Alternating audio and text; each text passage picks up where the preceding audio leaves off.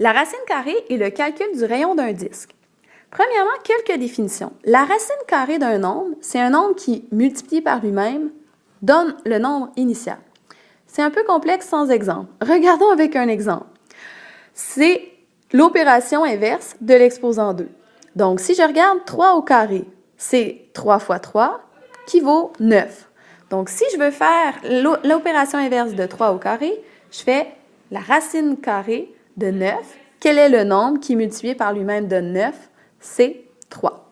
On a un autre exemple aussi avec 5 au carré. On sait que ça donne 25. Donc, si on veut faire le contraire, la racine carrée de 25 va nous donner 5. Il faut juste faire attention de ne pas négliger la racine négative parce que c'est vrai qu'on pourrait aussi multiplier par un nombre négatif. Donc, on a les deux exemples ici. Moins 3 fois moins 3 nous donnerait 9 aussi. Donc, moins 3 est également une racine de 9. Tout comme moins 5 est une racine de 25.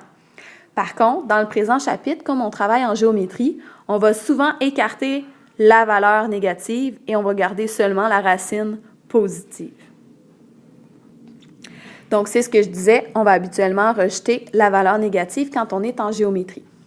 Par ailleurs, il faut noter que la calculatrice, elle donne une seule réponse. Donc, elle va donner la racine positive qu'on va appeler la racine principale. Donc, il faut juste se rappeler qu'il existe toujours deux racines carrées. Par ailleurs, il existe autant de sortes de racines que d'exposants. Pour l'exposant 2, on l'appelle la racine carrée. Pour l'exposant 3, on dit la racine cubique. Et ensuite, exposant 4, racine quatrième, 5, exposant 5, cinquième, etc. Il y a d'ailleurs un exemple juste ici avec 2 exposant 3, la racine cubique de 8, on voit que ça donne 2. Donc, autre information sur la racine carrée, on peut aussi l'exprimer sous la forme d'un exposant. Donc, un nombre avec une exposant une demi, ça veut dire la même chose qu'une racine carrée. Et on dit qu'un nombre est un carré parfait lorsque sa racine est un nombre entier. Donc, 16 va être un carré parfait parce que ses racines sont 4 et moins 4. Par contre, 15 n'est pas un carré parfait. Ses racines vont donner environ 3,87 et moins 3,87. Finalement, à quoi va nous servir la racine carrée dans le chapitre du cercle? Ça va nous permettre de trouver le rayon d'un disque lorsqu'on connaît l'aire. Donc, regardons un premier exemple. Détermine la mesure du rayon du disque dont l'aire correspond à 38,48 cm². Donc, l'aire, j'écris ma formule, c'est toujours égal à pi fois le rayon au carré. Donc, je remplace la valeur de l'aire, 38,48, qui est égal à pi fois rayon au carré. Qu'est-ce que je fais pour isoler la variable rayon? Je dois diviser par pi de chaque côté. Ce nombre est devant la variable rayon. Donc, je divise par pi des deux côtés. On peut tout de suite trouver la valeur approximative à deux chiffres près. On obtient 12,25. Mais 12,25, ce n'est pas la valeur du rayon, c'est la valeur du rayon au carré. Il nous reste donc une dernière étape. Pour trouver la réponse, je dois faire la racine carrée de 12,25 pour trouver la valeur du rayon. J'utilise donc la calculatrice et on obtient que 3,5 cm, c'est la valeur approximative de mon rayon.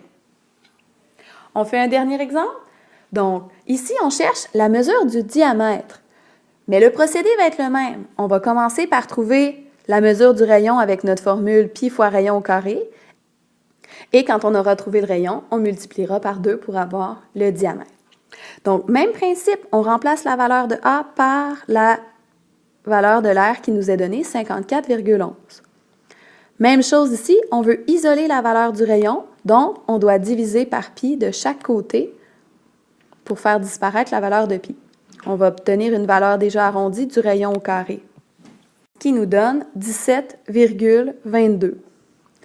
Comme tantôt, pour éliminer le fait que le rayon est au carré, il faut faire l'opération inverse. Donc, on va faire 17,2 sous la racine carrée, donc évidemment à l'aide de la calculatrice, et on va trouver la valeur approximative du rayon.